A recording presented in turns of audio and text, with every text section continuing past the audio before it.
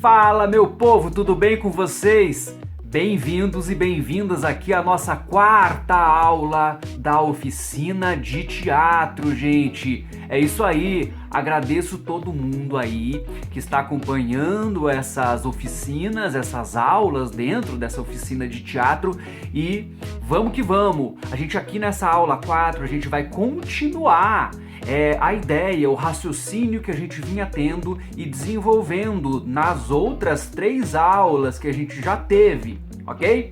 Então é isso, gente, o conteúdo hoje ele é bem rico, ele é bem amplo, ele traz vertentes diversificadas sobre as histórias que eu vou colocar aqui desse teatro tradicional. Mas vamos lá então, a gente vai indo parte a parte aqui, que vocês vão entender um pouco melhor da minha proposta. Eu quero que a gente, enquanto grupo, tente refletir sobre esse surgimento, essa história do teatro chamada e dita tradicional e o porquê dela ter elementos históricos ocultados dentro da sua própria história. Vamos entender um pouco mais do que eu tô falando? Então, começando aqui pela história do teatro brasileiro tradicional. Vamos lá!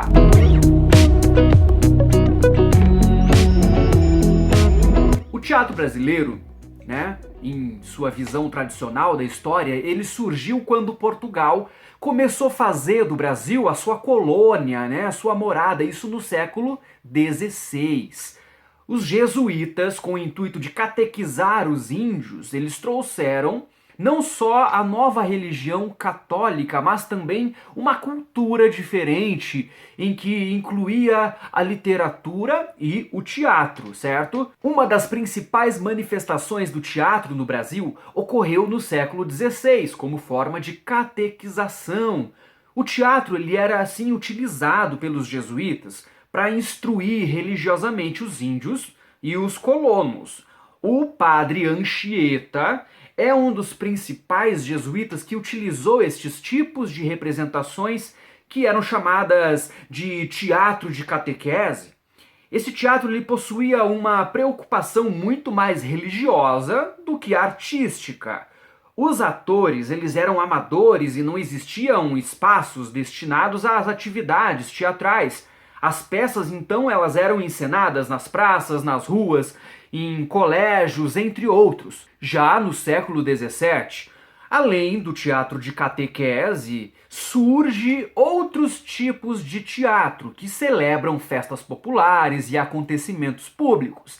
Alguns lembram muito mesmo o nosso conhecido de hoje, o carnaval, sim, porque as pessoas elas saíam às ruas para comemorações, vestidas com adereços, desfilando, todas elas mascaradas, dançando, cantando, tocando instrumentos musicais. Bom, vamos lá. Seguindo um pouco mais adiante, com a chegada da família real no Brasil, isso em 1808, o teatro dá um grande salto. Dom João VI, se atribui a ele assina um decreto no dia 28 de maio de 1810, em que reconhece a necessidade da construção de teatros decentes. Para quem? Para quem? Para a nobreza, então para a elite daquela época, que sim, necessitava de diversão, afinal de contas, não é? Grandes espetáculos então começaram a chegar no Brasil, porém, além de serem estrangeiros e refletirem os gostos europeus da época, eram somente para os aristocratas, para a elite da época. E o povo não tinha qualquer participação, o teatro não tinha uma identidade brasileira. Passando para o século XIX, o teatro ele começa a se configurar.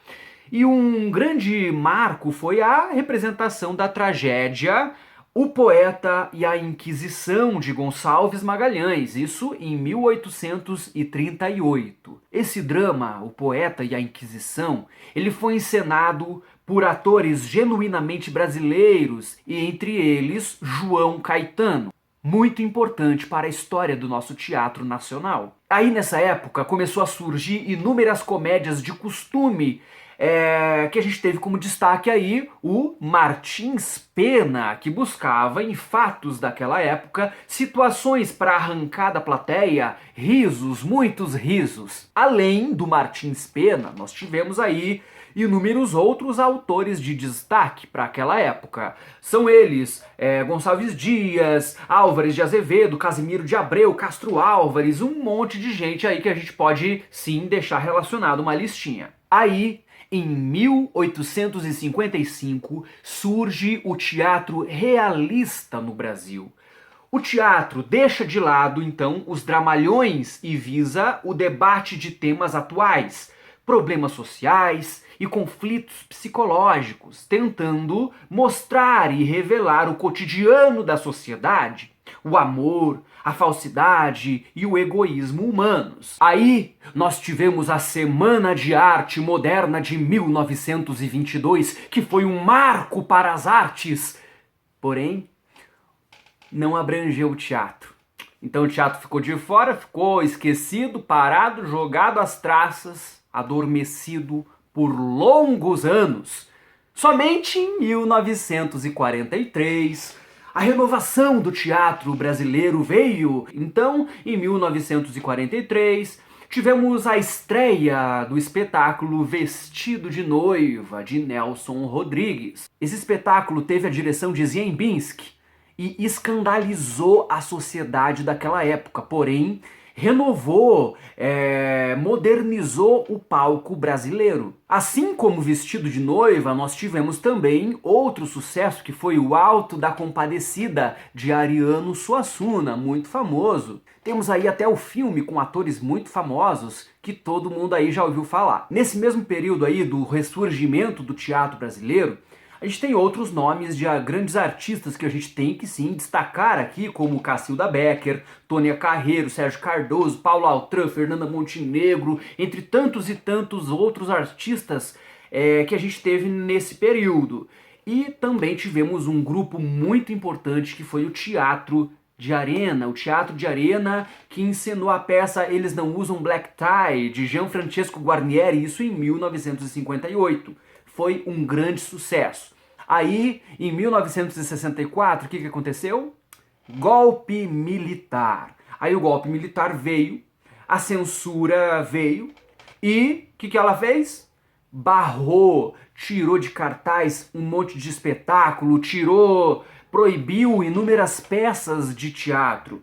Então, somente a partir dos anos 70 que começou a ressurgir novas montagens, novas produções de uma maneira mais constante. Aí, neste momento, eu sou obrigado a fazer uma pausa aqui, rebobinar um pouquinho a fita e contar um outro viés, uma outra história paralela a essa história do teatro brasileiro, que eu não sei porquê, cheguei agora, não sei porquê que não é inclusa na história tradicional. A gente pesquisa uma coisa, aí se você quiser achar este outro viés que eu vou falar aqui, você tem que pesquisar algo separado, né? Tem uma explicação. Vamos falar agora do teatro negro no Brasil. Sim, sabemos nós que a maioria da população brasileira é constituída por negros, por pessoas negras. Levando isso em consideração, eu vou sim traçar aqui um histórico, uma pesquisa que não é muito difícil de se encontrar, porém ela não é incluída nesse contar, nesse perfazer a história do teatro tradicional. Então vamos lá, vamos mudando essa história e vamos tentar aqui remontando, encaixando estas pecinhas que estão faltando na nossa história. Bom, a primeira coisa que eu vou pontuar aqui sobre o teatro negro no Brasil é que o teatro negro ele precisou enfrentar muito para reafirmar a sua própria existência. Imagine que os negros eles não eram nem considerados seres humanos, quiçá iriam fazer teatro. Então vamos lá, vamos contar essa história aqui desses importantes grupos que sim influenciaram e influenciam até hoje a nossa história. Vamos lá, vamos começar a contar então um pouco mais profundamente essa história.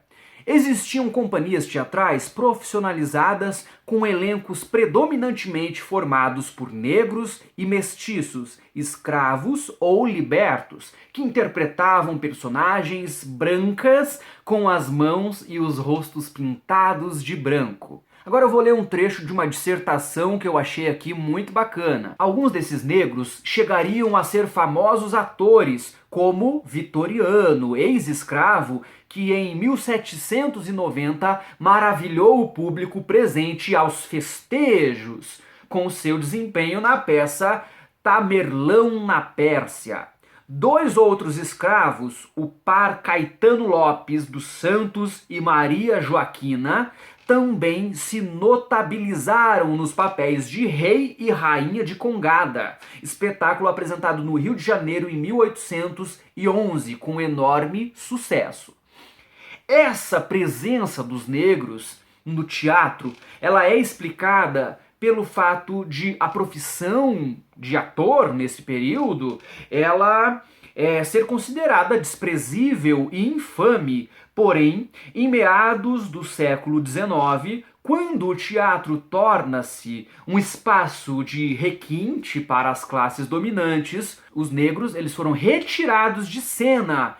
A partir de então, as personagens negras, quando apareceram, passaram a ser interpretadas por atores brancos pintados de preto. Agora sim, vamos falar do Teatro Experimental do Negro. Surgiu em 1944, no Rio de Janeiro, como um projeto idealizado por Abdias Nascimento, com a proposta de valorização social do negro e da cultura afro-brasileira por meio da educação e arte, bem como com a ambição de delinear um novo estilo dramatúrgico com uma estética própria, não uma mera recriação do que se produzia em outros países. Alguns anos antes, Abdias Nascimento tinha inquietações perante a ausência dos negros e dos temas sensíveis à história da população negra nas representações teatrais brasileiras. Em geral, quando era concedido algum espaço cênico aos negros e negras, esse vinha para reforçar muitos estereótipos. Então eles faziam papéis secundários pejorativos. Por essa razão, o Teatro Experimental do Negro foi pensado para ser um organismo teatral que promovesse o protagonismo negro. Nas palavras do próprio Abdias Nascimento, desde que era ainda uma ideia em gestação, o Teatro Experimental do Negro teria como papel defender a verdade cultural no Brasil. O corpo de atores, o grupo, ele era formado inicialmente por operários, empregados domésticos, moradores de favelas, sem profissão definida e modestos funcionários públicos. O Teatro Experimental do Negro tinha grande ambição artística e social. Dentre elas estava a exaltação, o reconhecimento do legado cultural humano do africano no Brasil. Por causa da inexistência de peças dramáticas que refletissem sobre a situação existencial do negro no Brasil, o grupo ele decidiu interpretar o texto O Imperador Jones, do dramaturgo estadunidense Eugênio O'Neill. Então, o autor Eugênio O'Neill ele cedeu os direitos autorais ao Teatro Experimental do Negro por simpatizar com a iniciativa. A estreia da peça ela aconteceu no dia 8 de maio de 1945, no Teatro Municipal do Rio de Janeiro, onde nunca em sua história havia pisado um negro, seja como intérprete, ator ou como simplesmente o público. O passo seguinte do grupo foi o da criação e encenação de peças dramáticas nacionais que focassem as questões mais caras da vida afro-brasileira. Além disso, porém, o grupo interpretou, em 1946, outro texto de Eugênio O'Neill, chamado Todos os Filhos de Deus têm Asas. O primeiro texto escrito especialmente para o Teatro Experimental do Negro foi O Filho Pródigo, de Lúcio Cardoso. Foi considerado por parte da crítica como a maior peça do ano. A montagem seguinte se deu sobre o texto Aruanda, de Joaquim Ribeiro. Como desdobramento dessa peça, formou-se o grupo Brasiliana, constituído por seus percussionistas, cantores e dançarinos. A atuação do Teatro Experimental do Negro, ela não se limitava ao teatro ou a uma crítica social restrita à esfera discursiva. Os motivos, as aspirações do grupo incluíam a melhoria real da qualidade de vida da população afrodescendente, o que não, podia prescindir do engajamento político dos artistas, dos autores, diretores e demais formadores de opinião. Assim, o Teatro Experimental do Negro organizou o Comitê Democrático Afro-Brasileiro e, em seguida, a Convenção Nacional do Negro, que apresentou a Constituinte de 1946. Entre outras propostas, a inserção da discriminação racial como crime de lesa pátria. Porém, as dificuldades financeiras selaram a história do Teatro Experimental do Negro no ano de 1961. Todavia, juntamente com o grupo Os Comediantes, o Teatro Experimental do Negro é responsável por inaugurar o teatro moderno brasileiro. Então a gente pode dizer que o Teatro Experimental do Negro, ele semeou uma discussão que permaneceria ao longo dos anos, em aberto. A questão da ausência do povo negro na dramaturgia e nos palcos de um país mestiço de maioria negra. Bom, minha gente, é isso. Eu espero que vocês estejam conseguindo acompanhar a minha linha de raciocínio aí e que a gente consiga abrir essa discussão desde lá, quando eu comecei a falar da pré-história, do teatro grego, romano, na Espanha. Aí eu entrei aqui no teatro pré-histórico no Brasil, as representações artísticas, que nós tínhamos no Brasil antes da chegada dos portugueses. Aí hoje eu falei sobre essa chegada, dos portugueses em nossas terras. Então aí a gente tem essa mistura de influências, Nós temos a afro-brasileira, a indígena, a europeia. Então, aí a gente tem que analisar cada uma delas e reconhecer os seus devidos valores. Pois bem, minha gente, eu vou ficar muito feliz se alguém aí tiver algum material, alguma pesquisa, alguma coisa que possa se somar a este conteúdo aqui. Eu prometo que eu vou deixar guardadinho aqui para uma próxima, quem sabe eu complemente, incremente este conteúdo para ele ficar cada vez mais completo. Beleza? Então, minha gente, chegou aquela hora que todo mundo tá aguardando aí. Chegou a hora do desafio da semana. Fiquem aí com o desafio que eu vou lançar.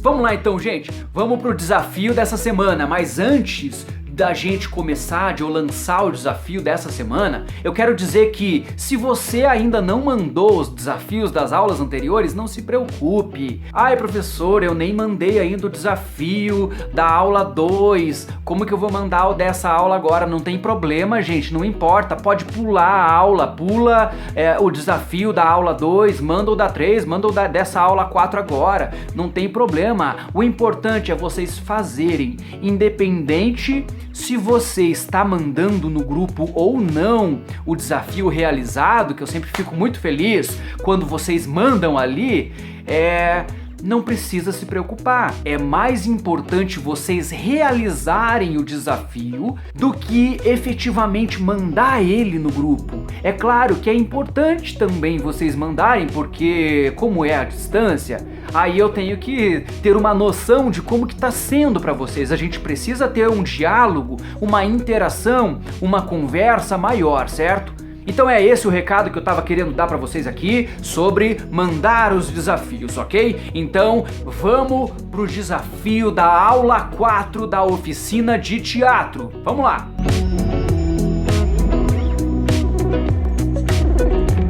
Bom, minha gente, como a próxima aula ela é dedicada exclusivamente ao improviso, eu vou trazer muita coisa aqui para vocês de improviso. Eu hoje vou propor algo diferente, porque nas aulas anteriores, inclusive, eu propus aqui exercícios de improvisação. Dessa vez não. O desafio dessa aula 4 consiste no seguinte: você vai escolher um texto, uma poesia, pode até mesmo ser uma música de livre escolha. Então fiquem à vontade para escolher o que vocês quiserem. Tem que ser algo escrito, né? Então pode ser uma letra de uma música, pode ser aí um poema, uma parte de um livro que vocês gostam bastante. E vocês vão decorar esse texto, estudar ele. Se for um texto muito grande, pega lá só um trechinho dele, não tem problema, pega só uma partezinha ali, 5 linhazinhas mais ou menos, decora ele, estuda, fica em cima dele até ficar dentro da cabeça aí, vocês conseguirem fazer ele sem olhar pro papel que tá escrito, ok? Aí vocês vão cumprir esse desafio gravando um vídeo e enviando no grupo, ok? Então, se vocês estiverem se sentindo muito pressionados, tipo, ai meu Deus do céu, eu não consigo gravar alguma coisa, estou me sentindo ridículo fazendo isso daqui. Primeira coisa, que não tenha medo do ridículo, é o que eu falo sempre, mas essa crise é normal, gente.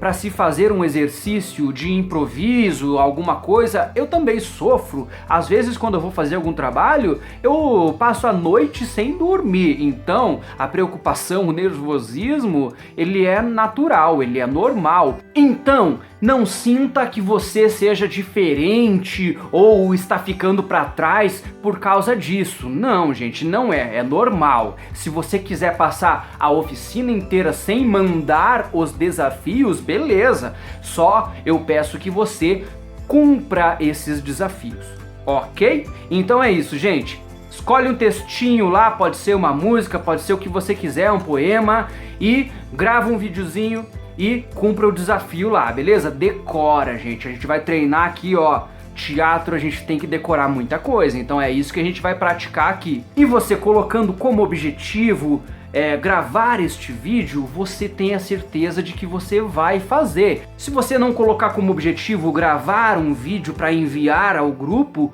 você provavelmente não vai cumprir esse desafio, porque você não colocou um objetivo. Coloque um objetivo para você cumprir esse desafio. Fechou, meu povo? Então é isso. Cumpram o desafio aí na aula 5. A gente se vê e vamos improvisar muito. Beleza? Até mais, meu povo!